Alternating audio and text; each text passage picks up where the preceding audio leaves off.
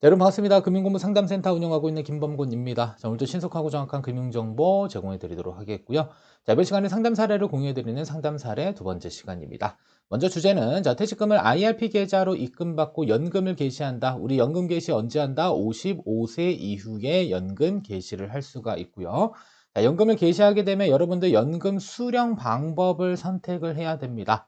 자, 그리고 나서 이제 연금을 지급받으면서 이 연금 수령액 이외에 추가적인 금액에 대한 인출이 가능한지 여부가 바로 오늘의 이제 사연이 되겠고요. 일단 정답부터 말씀드리면 금융회사마다 그리고 연금 수령 방법을 무엇을 선택했는지에 따라 될 수도 있고 안 될 수도 있다라는 부분입니다. 자, 그러면 오늘 일단 구독자 사연 같이 한번 보시면서 우리 추가적인 내용들 같이 한번 보도록 하겠습니다. 자, 먼저 내용 보시면, 임원 퇴직하게 돼서 퇴직금 20억 원 수령 예정이고요. 자, 퇴직금을 IRP 계좌로 연금 수령하면 퇴직소득세를 절세할 수 있다고 들었습니다. 대체적으로 다 알고 계십니다. 자, 근데 궁금한 것은 퇴직금을 일시금으로 받았을 때 퇴직소득세는 또 얼마이며, 자, 그리고 IRP 계좌로 이전해서 연금 수령하면 연금 수령 금액을 제외하고 추가적인 인출이 가능한지 여부가 궁금합니다라는 부분입니다. 자, 그래서 퇴직금을 만약에 여러분들이 수령하시고 나서요. 자, 목돈을 어떻게 활용할지에 대한 계획이 먼저 필요합니다. 그래서 퇴직금을 나는 그래도 노후 자산으로 활용하겠다라고 선택을 하신 분들은 일단은 IRP 계좌 내에서 운용하면서 인출하는 게 훨씬 더 유리하고요. 아니면 그냥 나는 퇴직금을 일단은 모두 다 찾아가지고 내가 자유롭게 활용하고 싶다라고 하시는 분들은 이때는 IRP 계좌로 굳이 오지 않고요. 그냥 뭐 세금 이런 거 다 떠나서 퇴직금 해지하신 다음에 뭘로 받는다? 일시금의 형태로 수령하는 것이 가장 좋은 방법이 될 수가 있을 것 같습니다. 그래서 가장 중요한 것은 여러분들이 퇴직금을 어떻게 사용할지에 대한 계획이 먼저 선행되어야 된다라고 생각을 해주시면 될 것 같습니다. 자, 그러면 20억 원에 대한 퇴직소득세는 도대체 얼마가 나오는지 일시금 수령했을 때 한번 계산을 해보면 다음과 같습니다. 그래서 퇴직금은 세전 퇴직 일시금 20억 원에 근속연수 공제를 해줍니다. 그래서 회사에 오래 다니면 오래 다닐수록 근속연수 공제 금액이 훨씬 더 커진다라고 보시면 되겠고요. 어차피 표가 있기 때문에 그냥 자동 계산이 됩니다. 자, 그리고 나서 근속연수를 나눠주는 연분이라고 하는 제도가 있고요. 그 다음에 근속연수를 곱해주는 연승이라는 제도들이 존재하고 있습니다. 그래서 연분 연승을 통해서 어느 정도 이 쌓여있는 퇴직금의 규모를 줄여서 퇴직소득세를 조금 낮게 가져갈 수 있게 공제해준다라고 생각하시면 되겠고요. 자, 그리고 환산급여를 계산해서 환산급여에 따른 공제까지 적용을 해줍니다. 그래서 실제로 퇴직소득세를 계산할 때는 공제 항목이 생각보다 많습니다. 근속연수 공제도 있고요. 그다음에 환산급여에 따른 공제도 있고, 그다음에 연분 연승 제도를 통해서도 일정 부분 퇴직소득세를 절세할 수 있다고 생각을 해주시면 좋을 것 같습니다. 자, 어쨌든 간에 20억 원에 대한 퇴직소득세를 계산했더니 지방소득세까지 포함했더니 4억 3천만 원에 대한 세금을 납부하게 됩니다. 그래서 실효세율을 계산했더니 약 21.58%가 된다라고 보시면 될 것 같고요. 자, 따라서 우리가 일시금으로 바로 그냥 수령하게 되면 20억 원에 대한 세금은 어찌됐든 간에 4억 3천만 원이 되고, 얘를 혹시라도 IRP 계좌에서 운용한다라고 한다면 이 4억 3천만 원에 얼마까지? 자, 10년 차까지 만약에 내가 4억 3천을 몽땅 다 인출한다라고 가정하게 되면요. 일단은 퇴직소득세의 70% 정도까지만 과세가 되기 때문에 이 70%만 과세되더라도 한 1억 2천만 원 이상의 금액을 세이브를 시킬 수가 있고요. 그다음에 11년 차 이후부터는 60%만 퇴직소득세가 과세되기 때문에 장기간 퇴직소득을 연금의 형태로 수령한다라고 봤을 경우에는 4억 3천만 원보다는 훨씬 더 낮은 금액의 퇴직연금을 수령하면서 퇴직소득세도 절세할 수 있는 그러한 체계를 갖출 수 있다고 보시면 되겠습니다. 그래서 퇴직금이 이렇게 20억 원 상당히 높은 금액이고요. 이 높은 금액일수록 일단 일시금으로 한꺼번에 찾는 것보다는 어쨌든 간에 연금의 형태로 수령하는 게 적어도 1억 원 이상의 뭘 아낄 수 있다? 퇴직 소득세를 절세할 수 있고요. 그 절세한 금액은 뭘 하면 될까요? 내가 인출하면서 퇴직연금으로 활용할 수 있다라고 기억을 해주시면 좋을 것 같습니다. 그래서 만약에 그냥 목돈이 일단 필요하다. 그러면 어쩔 수 없이 우리가 퇴직금은 연금 형태가 아닌 일시금을 수령해야 되겠지만, 그렇지 않고 어느 정도의 운용 계획과 그다음에 인출 계획을 갖고 계신 분들이라고 한다면 일단은 IRP 계좌 안에서 인출하는 형태가 가장 세금을 줄일 수 있는 좋은 방법이 될 수가 있을 것 같습니다. 자, 그러면 연금 개시한 이후에 우리가 IRP 계좌에서 고려해야 될 사항들은 바로 인출 한도에 대한 부분이고요. 자, 인출 한도를 계산할 때는 가장 중요한 것은 2013년 3월 이전에 개설된 연금 계좌인지 아니면 2013년 3월 이후에 개설된 연금 계좌인지가 훨씬 더 중요합니다. 자, 여기서 말하는 연금 계좌라고 하는 것은요. 자, 일단은 연금 저축이고요. 자, 그다음에 이제 IRP 계좌가 있을 수 있고요. 근데 IRP 계좌라는 표현보다는요. IRP를 2013년 3월 이전에 개설 요게 아니라 우리가 퇴직금이 이체되는 부분들이기 때문에 DC형입니다. 그래서 DC형을 언제 설정했는지 혹은 연금저축계좌를 언제 가입했는지 이렇게 두 가지로 구분된다고 보시면 됩니다.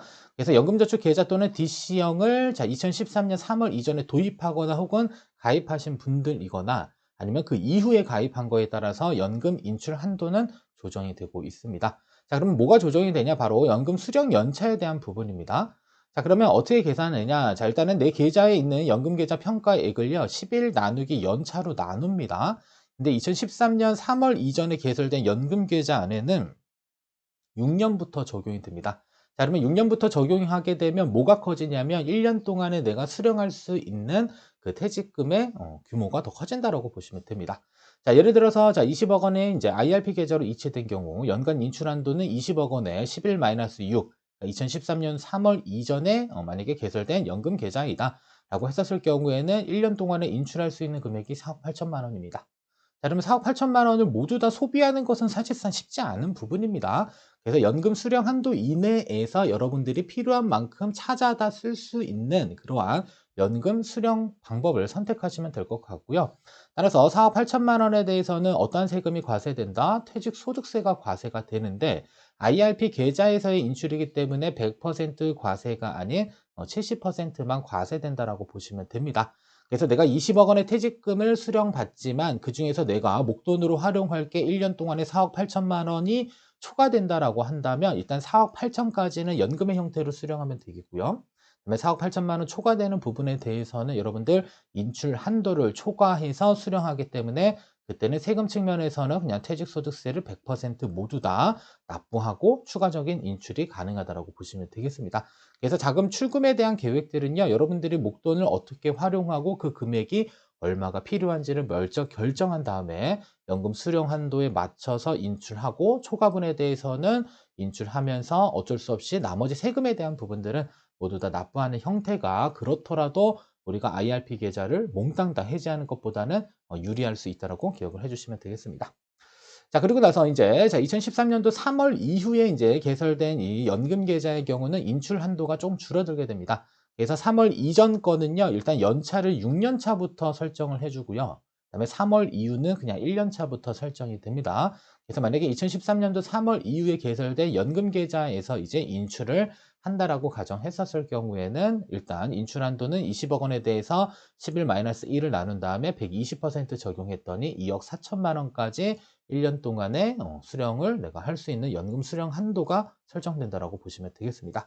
그래서 2억 4천에 대해서는 퇴직소득세 100% 아니고요. 여기에 70%만 과세되기 때문에 어찌됐든 간에 세금 측면에서는 훨씬 더 IRP 계좌를 활용하시는 것이 유리할 수 있다고 기억을 해주시면 되겠습니다. 자, 그러면 연간 인출 한도를 만약에 내가 초과하게 된다면 어떠한 문제들이 생기냐? 바로 세금적인 문제가 생긴다라고 보시면 되겠습니다. 그래서 우리가 신경 써야 될 것은 소득 원천에 대한 부분이고요. IRP 계좌에서의 소득 원천은 크게 네 가지로 구분을 할 수가 있습니다. 첫 번째로는 세액공제를 적용받지 않은 금액에 대해서는 그냥 자유롭게 인출하시면 됩니다. 왜냐하면 세금이 없기 때문에. 그리고 가장 먼저 인출이 됩니다. 가장 먼저 인출되는 게 1순위는 세액공제를 적용받지 않은 부분에 대해서 먼저 인출하게 되고요. 자, 두 번째로는 회사에서 지급한 퇴직금 원금에 대한 부분이 있습니다. 이 퇴직금 원금에 대한 부분들은 인출 한도를 초과하게 되면 이 초과분에 대한 퇴직금 원금에 대해서는 퇴직소득세가 이제 절세가 아닌 100% 모두 다 과세된다라고 보시면 되겠고요. 자, 거기에 추가적으로 이제 세액공제를 적용받은 부분과 그 다음에 운용수익에 대한 부분들은 기타소득세 16.5%를 차감해서 지불하게 된다고 보시면 되겠습니다. 그래서 IRP 계좌 안에서는 여러분들 이렇게 혼합되는 것보다는요, 좀 구분을 좀 잘 해주시면 좋을 것 같습니다. 그래서 여러분들이 이제 근로활동을 하면서 세액공제를 적용받고자 하시는 분들은 1번 IRP 계좌를 별도로 이 세액공제입니다. 그래서 이 세액공제용 IRP를 별도로 하나 개설하시고요. 그다음에 내가 퇴직금을 운용할 용도에 대한 부분들도 별도로 또 하나 가입하시는 게 좋습니다. 이렇게요. 그래서 1번 IRP에서는 세액공제 적용받기 위해서 그냥 회사 다닐 때 하나 가입하시고요. 그다음에 퇴직금을 이전받을 용도에 대해서도 별도로 IRP를 하나 더 개설하신 다음에 구분해서 여러분들 운용하시는 게 훨씬 더 심플합니다. 왜냐하면 이 하나의 계좌에서 여러분들이 소득 원천을 일일이 다 따져보기도 사실 복잡할 뿐더러 그다음에 관리 측면에서도 사실상 조금 복잡할 수 있기 때문에 일단 IRP를 설정할 때는 두 개, 세액공제용 하나, 그다음에 퇴직연금을 우리가 운용하기 위한 용도의 IRP를 또 하나 선택하셔서 하는 게 가장 좋다라고 보시면 되겠고요. 어쨌든 간에 연간 인출 한도를 초과하게 되면 세금 문제는 발생됩니다. 그래서 퇴직금 원금에 대해서는 이연퇴직소득세 100% 몽땅 다 그냥 납부하고 추가적인 인출이 가능하다라고 보시면 되겠고요. 자, 그리고 나서 퇴직금 원금을 이제 다 뽑아다 썼다. 자, 그때 남은 세액공제 적용분과 운용수익에 대해서는 기타소득세 16.5%의 금액을 차감한 나머지를 내가 수령할 수 있다라고 보시면 될 것 같습니다. 그래서 항상 고민해야 될 것은 이 세금에 대한 문제를 고민해야 된다라는 점만 잘 기억을 해주시면 좋을 것 같고요. 자, 그러면 퇴직연금을 수령하는 방법은 안타깝게도 금융회사마다 다 다릅니다. 그래서 여러분들 중에 은행에 IRP를 가입하신 분들도 있을 수 있고요. 아니면 회사에서 보험사 거를 가입하신 분들도 있을 수 있고, 아니면 증권사 거를 가입하신 분들이 있을 수 있을 것 같습니다. 그래서 퇴직연금 수령 방법은 은행, 보험, 증권사마다 다 각각의 차이가 존재한다라고 보시면 되겠고요. 여기 선택한 내용 중에는 일단은 증권사의 내용을 가지고 선택을 해서 설명을 드리고 있습니다. 그래서 보험사, 은행과 관련된 부분들은 다음 시간에서 연금 수령 방법을 한번 다뤄보도록 하겠고요. 일단은 증권사 기준으로 설명해 드리면 퇴직연금 수령 방법은 정기연금과 비정기연금으로 수령할 수 있습니다. 자, 여기서 말하는 정기연금이라고 하는 것은 정기적으로 어떠한 것들을 설정하는 겁니다. 그래서 기간을 설정하거나 아니면 금액을 설정하는 형태로 우리가 퇴직연금을 수령할 수 있고요. 다만 정기연금의 형태로 우리가 설정을 했다라고 한다면 여러분들이 신경 써야 될 것은 금융상품에 대한 운용 부분입니다. 그래서 내가 퇴직금 원금을 잘 모아둔 상태에서 이제 중간중간에 인출하는 형태로 우리가 퇴직금을 출금하게 되는데요. 자, 이때는 금융상품에 대한 부분들을 부분 매도해서 여러분들에게 연금의 형태로 지급을 하게 됩니다. 자, 그러면 우리가 선택할 수 있는 다양한 금융상품들이 존재하고는 있는데, 자, 일단은 펀드, 예금, 자, 이런 부분들은 이 상품에 대한 부분 매도가 가능합니다. 이 퇴직연금에 대해서 별도의 예금이 되어져 있기 때문에 우리가 중간중간에 여러분들이 필요한 만큼의 금액들은 환매 또는 매도해서 지급을 하고 있기는 하지만 중요한 것은 만약에 여러분들이 상장지수 펀드 즉 ETF로 자금을 운용하면서 연금의 형태로 수령하겠다라고 하시는 분들은 ETF는 중요한 게 일단은 전액 환매가 불가능합니다. 전액 환매가 아니라 부분 환매가 불가능합니다. 그러니까 어떠한 일정 금액을 부분적으로 환매하는 것 자체가 어렵기 때문에 여러분들이 직접 선택해서 매도를 해야 되는 이 번거로움이 있습니다. 그래서 ETF의 경우는 전액 환매를 통해서 안전자산에 들어간 상태에서 꺼내 써야 되는 개념이 될 수 있기 때문에 어쨌든 간에 정기 연금의 형태로는 ETF 운용이 상당 부분 좀 까다로울 수 있다는 점 잘 체크하시면 될 것 같고요. 그다음에 저는 개인적으로는 비정기 연금을 선택하시는 것이 훨씬 더 좀 좋지 않을까라고 이야기를 드리고 싶습니다. 왜냐하면 이 가입자가 원하는 만큼 자유롭게 인출이 가능한 거. 그러니까 내가 필요한 만큼 인출하고요. 자금이 필요하지 않으면 그냥 그 안에 넣어두시면 됩니다. 그래서 필요한 금액만큼 인출한 금액에 대해서 이 퇴직 소득세가 과세되거나 아니면 운용 수익에 대한 부분이 인출하게 된다면 이때는 연금 소득세가 과세되는 부분입니다. 됐죠? 따라서 비정기연금의 형태는 가입자가 자유롭게 원하는 만큼 인출하는 겁니다. 그래서 연금 수령 한도까지는 퇴직금 원금에 대해서는 퇴직소득세가, 운용수익과 그 다음에 세액공제 적용받은 부분에 대해서는 연금소득세가 과세가 되고요. 그다음에 수령 한도 초과분에 대해서는 아까도 잠깐 설명해 드렸지만 퇴직금 원금에 대해서는 퇴직소득세가 100% 과세되고요.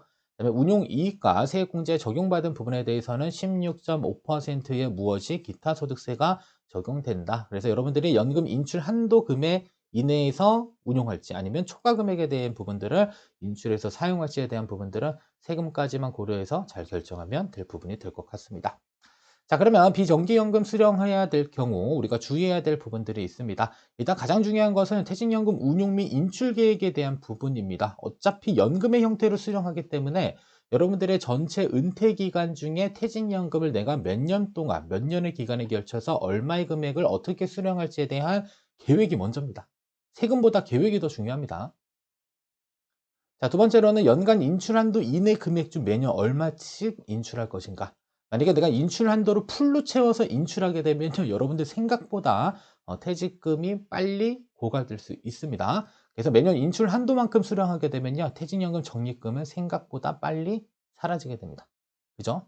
자, 근데 우리가 이제 그 은퇴 생활과 그 퇴직금 인출하는 기간에 균형점을 조금 찾으실 필요는 있습니다. 내가 만약에 뭐 55세부터 퇴직연금을 인출한다라고 했었을 경우에 몇 살까지 인출할 것인지, 뭐 90살까지 인출할 것인지, 80살까지 인출할 것인지, 70살까지 할 것인지, 100세까지 할 것인지, 자, 이런 것들에 대한 계획이 먼저 필요하고요. 자, 그렇게 되면 이제 가지고 있는 퇴직금을 운용해서 운용 이익이 합산되고, 그 다음에 우리는 일정 금액을 출금해서 사용하는 부분들이기 때문에 여러분들이 인출 한도만큼 풀로 채워서 만약에 인출하게 되면 뭐 10년 이내에 다 인출할 수도 있고요. 그죠? 아니면은 그 이상의 기간이지만 생각보다 짧은 기간 이내에 여러분들이 모아놓은 퇴직연금이 몽땅 다 소진될 수도 있습니다. 따라서 어떻게 운용할 것인지, 그리고 수령 기간까지 최종 고민한 다음에 어떻게 인출할 것인지 인출 계획을 세울 필요가 있습니다. 왜냐하면 더군다나 비정기연금이기 때문에 여러분들이 인출할 만큼, 필요한 만큼의 자금을 빼다 쓰기 좋은 형태이기 때문이다라고 볼 수 있을 것 같고요. 자, 그 다음에 결론입니다. 자, 퇴직금을 전액 목돈 활용해야 된다. 자, 이때는 고민할 필요 없습니다. 그냥 해지하시면 됩니다. 그죠? 뭐 세금 문제 이런 거 다 떠나서 그냥 나는 목돈을 찾아서 내가 알아서 운용하겠다라고 고민하고 계신 분들 그냥 해지하는 방법밖에 없고요. 자, 두 번째로는 그래도 IRP 계좌로 이체한 다음에 인출할 계획을 갖고 계시면 인출 계획이 필요합니다. 그래서 정기 방식을 선택할지 아니면 비정기 방식을 선택할지. 그래서 스스로 통제가 가능하고 운용하고 싶으신 분들은 비정기 방식이 유리하고요. 아니다, 나는 그냥 일정 기간 동안에 일정한 연금액을 따박따박 수령하고 싶다라고 선택하고자 하시는 분들은 정기 방식을 선택하는 것이 더 유리할 수 있겠습니다. 자, 따라서 매년 일정액을 고정적으로 수령하기 원한다. 정기 방식 선택하시면 될 것 같고요. 아니다, 나는 퇴직금을 내가 직접 운용, 컨트롤하면서 필요한 만큼 인출 원한다. 이때는 비정기 방식을 선택해서 인출을 하시면 될 것 같습니다. 다만 중요한 것은 금융회사마다 불가능한 회사가 있기 때문에 현재 설명해 드리는 부분들은 증권사의 IRP에 대한 부분입니다. 자, 그리고 절세 측면에서는 비정기 방식을 선택해 가지고요, 연금 수령 한도만큼 그냥 인출을 합니다. 자, 그리고 인출 한도 초과되는 부분들은 세금에 대한 부분 인지하시고요. 이거 필요해서 우리가 돈을 찾아다 쓰는 부분들이기 때문에 인출 한도를 초과해서 만약에 내가 인출하고 싶다라고 한다면 세금까지 그냥 고려해서 가장 편안하게 인출할 수 있는 방법인 비정기 방식을 선택하는 게 유리할 수 있다는 점만 잘 기억을 해주시면 좋을 것 같습니다. 자, 여기까지 시청해 주셔서 감사하고요. 여러분들 구독, 좋아요, 알림 설정, 자, 금융공부 영상 제작에 큰 힘이 됩니다. 여기서 이번 시간 영상 모두 마치도록 하겠습니다.